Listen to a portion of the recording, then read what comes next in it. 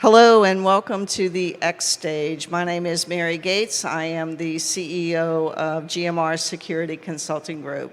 Today we have Arian and Jennifer joining us for a conversation that I think is really important for us to have today.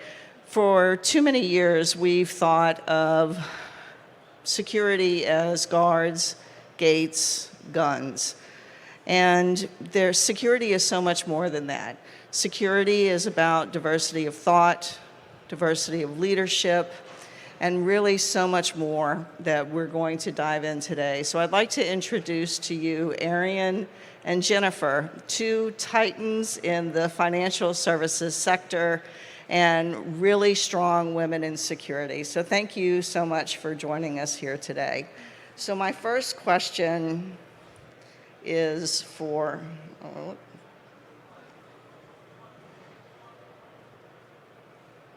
sorry. My first question is for you. I'm sorry. I've got too much stuff in my hands here.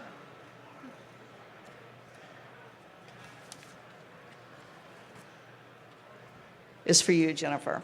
The physical security has often been traditionally focused on protection. Why is there a need to rethink how we approach the workforce? Yeah, so from a few different perspectives, right?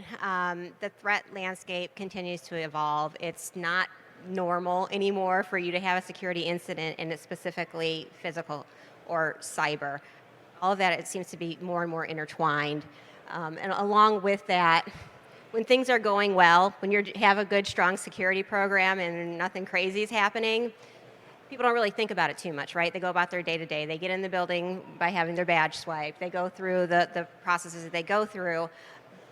But those of us that are managing that security program and continuing to try to have it evolve to adapt to those evolving threats still need to be able to advance our program. And one of the keys to being able to do that when things aren't going crazy and there's not a disaster is having the trust with the business that you support to help them leverage some of our processes, some of our technology to enable the business, right?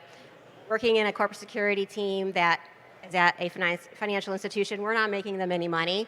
We're spending a lot of their money. So how can we use our camera analytics, for instance, to help them better understand traffic into branches, help them better understand the staffing needs for those branches, things like that. If I can add on, Sure. Mary, I think plus one, I think, to the enablement piece as we think about that. But I also think if we are kind of rethinking the workforce and kind of moving sort of traditionally from this protection piece, kind of moving from sort of protection to more, I think, connection. And that falls along the lines of prevention as well, right? I think you mentioned cost center piece, but I think moving towards seeing security as a benefit, is a part of benefits that your company can provide, particularly as we think about safety, wellness, health, and providing that environment for folks as they're coming to work, that this is part of the package that you get. And again, just looking at security from that angle versus that sort of traditional sort of protective, like when you think of security, it's something scary behind the scenes, cloak and dagger type stuff. It's more overt out there, and it's moving from sort of scare culture to more care culture. I think that's actually a really good point and kind of leads us into our second question, which is how does really fostering inclusion and belonging in the security workforce and in the security workplace really enhance the cohesion of your team and your business outcomes?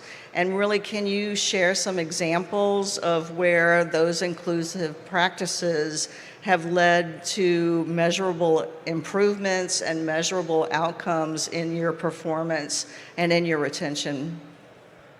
Yeah, sure. So again, if you've got a security program and you're serving a community or employees across a company or even selling a product, right, you have to be able to relate to whomever your customer is to have an understanding of what their needs are. And one of the key components of doing that well is having people from your team that don't always come from the same background. You know, we need people who understand the business, who have maybe even worked in the business, who have shared life experiences with the community that you're serving to bring forth the things that they may not be vocalizing that they're concerned about, the risks that they are concerned about, in order to create a better product, and of course, have that connection to be able to deliver it and sell it to them and have them buy into your program. Thinking about an example, Arian and I met working together several years ago, and one of the first projects we worked on together when we met was related to mitigating ATM crimes. I have worked in security my whole grown-up life, so I started at very entry level, right, working in a SOC, working with integrators and technicians, so I brought a set of skills that came from that. Arian, heavy in academia, brought the skills that she had from that, and then we intentionally selected people to be on our working team that came from different backgrounds, some former law enforcement, a gentleman who just joined the bank who had no security experience but came from a manufacturing background. So all of those different components together helped us think about the problem and the solution more creatively. And again, this was like 2007, 2008, something like that. So we didn't have all this cool technology available to us. So it really forced us to be able to work together and think collectively and value each other's input. No, that was absolutely wonderful, especially having that example to share. So thanks so much for adding that. So a question for you, Arian. I really want to talk a little bit about inclusive leadership. How do you think that drives stronger collaboration and program success? And I know one of the things just recently is that you guys worked together on a book called Vocal Lanterns. And if you could share a little bit about that experience and leadership as you talk through the Vocal Lanterns project. Yeah, absolutely. I mean, I think, first off, inclusive leadership, as we think about that and kind of going off of the example that Jennifer just shared, when you bring together folks from different backgrounds and experiences is one thing, but making them feel included, making sure that you feel like their voices are heard, valued, and respected, that just sort of opens up a whole nother sort of piece of magic for your program as you think about uncovering blind spots, right? Sparking innovation. People's guards are down when they feel like, I don't say guards are down, but people, when they feel like they're in a trusted place, they're going to be more open to doing things and expanding and looking beyond what may come to mind naturally as we think about bringing these voices together. And so if you think about from that perspective, it just harnesses and just begs the question to kind of bring so many different voices to that table to be able to do that. Now, speaking to your question about Vocal Lanterns, that that in itself was probably a whole nother panel that we can do in talking about that. But I think speaks to the heart of like kind of what you talked about with wanting to bring diverse voices together in a way that will spark camaraderie, but also moving the path forward for those who are kind of coming behind us. So for those that may not know, Vocal Lanterns is a collection of stories of women across the industry, across various different security sectors, so cyber, threat management, technology, entrepreneurship, that are really providing, sort of their backgrounds on what first got them into security, but also what drives them, how are they thriving, and also how are they also moving the needle forward for that. So that was sort of the genesis kind of behind that, was sort of wanting to bring these collection of voices together to help fuel the industry while also promoting a nonprofit as well, which the profits are going to girl security. Yeah, and I think the book emphasizes or illustrates how different people who come into the industry, we don't ever have a single path, right? Everybody seems to land here with some shared core values, like we all have the desire to protect, we all have the desire to enable people to live and work in safe communities, but there's lots of different ways that people get here and figure out that that's what they want to do. So having those examples of the maybe not so traditional path into this industry illustrates how that inclusivity can put together and build a strong package. Right, I think that's so important because one of the principles I've always tried to live by is diversity of thought, diversity of background, diversity of experience. And that's one of the things that I noticed in reading Vocal Lanterns. I know the book just came out recently, and I was honored to be part of it, so thank you so much for thinking of me as well. But in reading through everyone's stories, there's so many different people who had so many different pathways to come in. So celebrating someone from a completely different background, but who has had the opportunity to come in and bring their lens of life and their years of experience, just whether it's in retail or whether it's in healthcare or whether it's in some other field, but they've had an opportunity to live those experiences and now come into whether it's banking or from retail to now into the healthcare sector, but they're bringing knowledge and experience that may help you elevate your program. So thank you so much for sharing that. So my next question is for both of you. How can leaders begin to foster a more connected and a more inclusive environment where every voice can contribute? So Jennifer, maybe start with you. Happy to take that one. I think it's just modeling what you want to see, modeling that behavior in, listening first and asking those curious questions. Like when we're solving a problem, who actually isn't at the table that should be here? When we come to a decision on a particular problem, asking that question around, is this, like, why should we not do this versus why we should be doing this, right? And so creating an environment where folks can feel open to have these candid questions, conversations, and asking around and making sure that we've got the right voices at the table. So I think it really starts with modeling that behavior of what you sort of expect to see, but also sort of creating that environment where you feel like you've got people around you that are going to feel trusted, valued, supported. So it's also those inclusive leadership qualities that you also look for in listening and developing relationships with your team, because at the end of the day, it really is all about the people and the people that you work with and getting to know them there and continuing to provide that support for them to kind of help be able to kind of develop your program that much more further.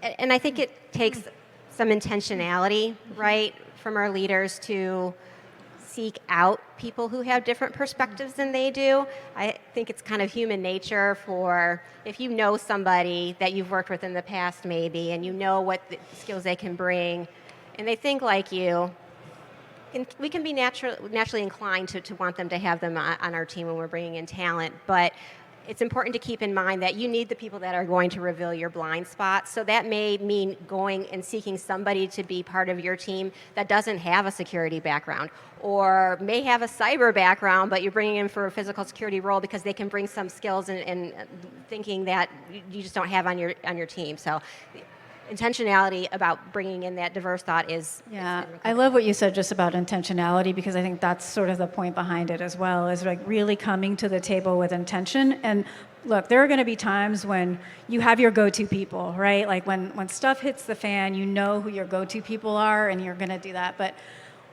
as a leader, how can you set people up so that way your go-to people is actually other people across the team, right? And finding those ways to build their skill sets up so they can have at-bats as well to be able to do that too. Like it's so important to make sure that you're building and creating that environment where folks can feel like they can kind of fail safely, but also step up to the plate when it's time to do that and taking a chance on those people. Right. I mean, one of the things that I learned very early in my career from one of my mentors was fail forward, right? So it's fine to fail, but always fail forward.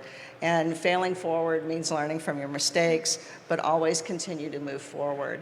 And that was one of the best lessons that I ever learned from one of my mentors. And having someone to embrace that, embrace you and letting you embrace your mistakes and giving you the safe space to do that is, I think, something that is so powerful. Absolutely. I remember specifically like a it's like we see this as it's a win-win or it's a win-lose. We always say no, it's either win or you learn. There's no lose. There's no fail. You're always going to learn something from it. Exactly. So another question I have for both of you is, what lasting impact can a united and an inclusive workforce have on the future of the security industry? Yeah, again, the threat landscape is becoming more and more intertwined. We're not dealing in those silos as much anymore, but the technology is moving so fast, both from the good guys and the bad guys. Having a well-rounded team that can think innovatively, respond with agility to different types of incidents that may have new attributes coming in midway and intersecting, and being able to adapt to those situations as they evolve, but making sure that you've got that representation on your team so that we can continue to keep pushing forward and keep the innovation going. Yeah, I mean, I think you hit on all of it. I think speaking to kind of what we talked about earlier and making sure that you've got but you've got diverse voices at the table, because if you don't, you're not going to move the industry forward. You're consistently bringing the same backgrounds together. So, I mean, I think that's key.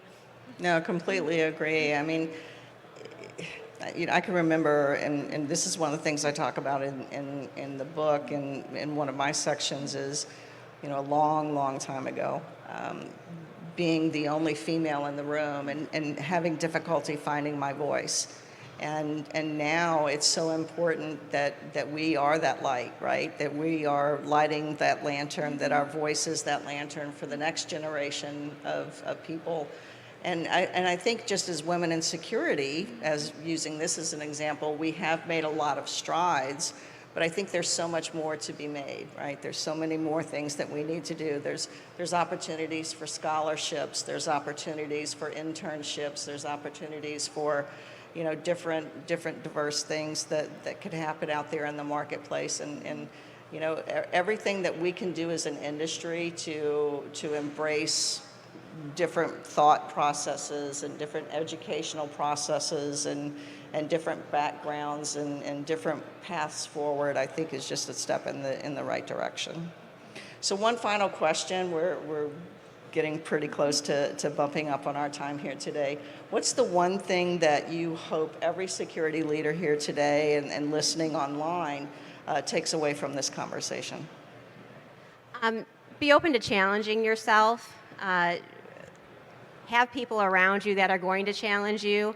Be okay with feeling uncomfortable and not always having the answer, because that helps you get to the right answer, the better or the closest to the right answer, versus having what maybe was the normal years ago of people just saying yes sir, yes ma'am. Having that collaboration and that leadership style to work together and collaborate.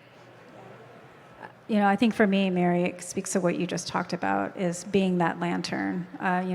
One thing I hope folks take away from this conversation is you have the power to help inspire and create change.